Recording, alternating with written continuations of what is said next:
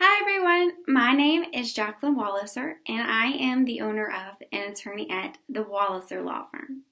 Thank you so much for joining me today for this video in the educational video series that I am doing on legal planning tools to help you plan for your family and your estate.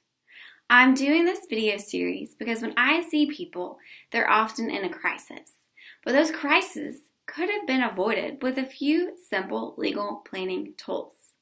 These things occur because, in general, as a society, we lack education on these legal planning tools.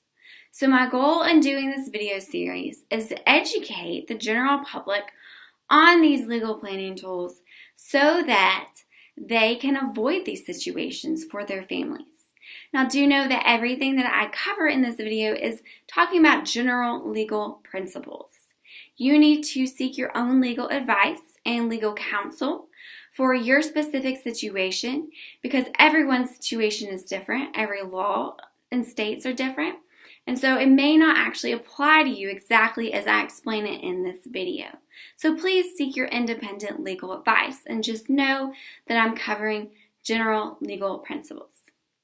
So in today's video, we're going to cover something that I get asked about a lot, and that is gifting. It is not unusual for me to be asked a question that sounds a lot like, should I go ahead and gift this item to my child before I pass away? You're really doing this in anticipation of your passing away. So first and foremost, we need to understand at a basic level what a gift is. So a gift is an irrevocable transfer of an asset to another. And once they accept that asset, it is legally theirs. And they can do whatever they want to with that asset. So this could be cash, this could be an account, this could be some other type of physical asset like a boat. And as soon as you give this to the other person, they can do whatever they want with it. And you have relinquished all legal rights that you may have had to that asset. So if the person chooses to turn around and spend it all on gambling or to immediately sell it, there's nothing that you can do about it. And you need to understand that basic principle about gifting because I find that people are sometimes confused about that. So now that we know at a basic level what a gift is, when you're gifting, there's really three things that you need to consider. First, why are you gifting? What is your purpose for this gift? Second, what, if any, do you plan making use of this asset in the future? So do you see yourself needing this asset in the future or needing to make use of it? And then third, what effect, if any, does this gift have on your child's inheritance? So first, let's look at why you are gifting. So there's obviously really good reasons for gifting. It could be that you're giving $100 to someone at Christmas, or you want to give them a car because they need a new car. But there are also other reasons that people gift that need to be considered a bit more in depth.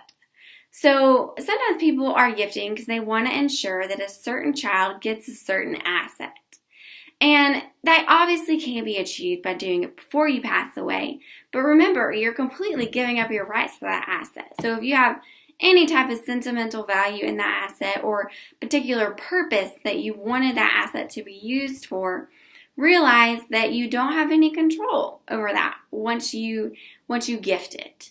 Another reason that people sometimes gift is because they think it will be more simple to go ahead and gift things now instead of waiting for there to be an administration when they pass away. And that can be the case, but a proper estate plan that is administered correctly really is very simple for assets to go from point A to point B. And you are able to control that asset until you pass away and you aren't having to give it up beforehand. Another common reason that I see people gift is because they think they have to gift their assets in anticipation of needing long-term care and the government paying for their care. Now this can lead to a plethora of problems because the rules for this are so specific and they change drastically based upon your specific situations.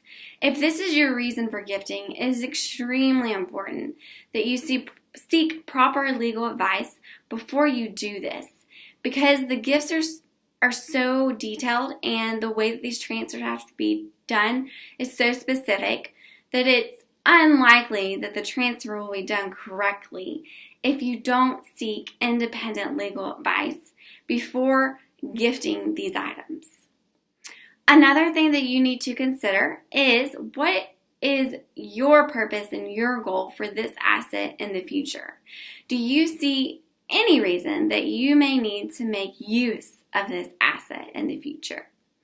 So I had an individual one time call me who they had gifted their home to their children a few years prior in anticipation of needing long-term care and needing the government to pay for their long-term care because it's so expensive. Unfortunately, that gift actually wouldn't have even worked for that purpose because it was done incorrectly. But now we were having a whole different problem. So when this person gifted this, they did not understand that they were giving up all of their legal rights to this specific asset. And so now we're a few years down the road, and their children, who they gifted their home to, were in a tight pinch. They needed some money. And so they had the idea to sell the home and take the proceeds for themselves. And the parent was obviously upset because they thought that they would need the proceeds to take care of their daily needs. And the parent was questioning whether or not the children could sell the home, whether or not they could take the proceeds for themselves, and there was anything at all that they could do to prevent this. I unfortunately had to explain to the parent that once they gifted that home to their children could do whatever they wanted to with the home. And the proceeds they had no legal right to.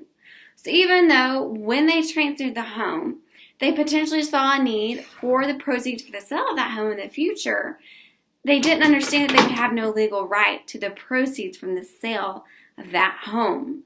So if you think you have any potential need in the future for that asset or those funds, do not gift them because you cannot get them back. You have no legal right to those things. Finally, you need to ask yourself, what exactly is this going to do to your estate? What effect is it going to have on the distribution of your estate? So it's not unusual at all for me to see situations where, let's say you have two brothers. One brother during his life received a significant amount of financial assistance from his parents, and the other was pretty independent and didn't receive that type of financial assistance. Now the parents have passed away and there's a will or a trust that says the estate is supposed to be split 50-50 between the two children. But one of the children feels basically unjustifiably, or not unjustifiably, they feel like they should get more than that 50% because the other child got so much during their lifetime, that those are truly advancements of their estate and their value or their portion of the estate. Now that may or may not be true, that may or may not be what the parents wanted, but because it's not discussed in the estate plan, we now have this big argument and discontentment that is occurring because the one child feels like they are entitled to more of the estate than the other child because they did not receive any financial help from their parents during their well lifetime. So please consider that and at least discuss it in your estate plan.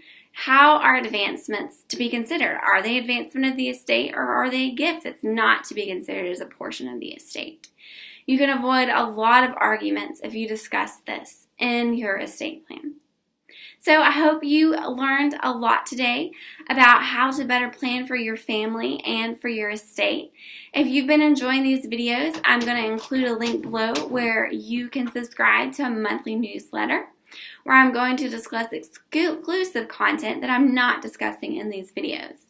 I also encourage you to like our Facebook page so that you will see when we post new videos. Also, if you have an interest in scheduling an appointment, I'm going to include a link below where you can contact us about scheduling an appointment if you have any questions about gifting yourself. So thank you for joining me today.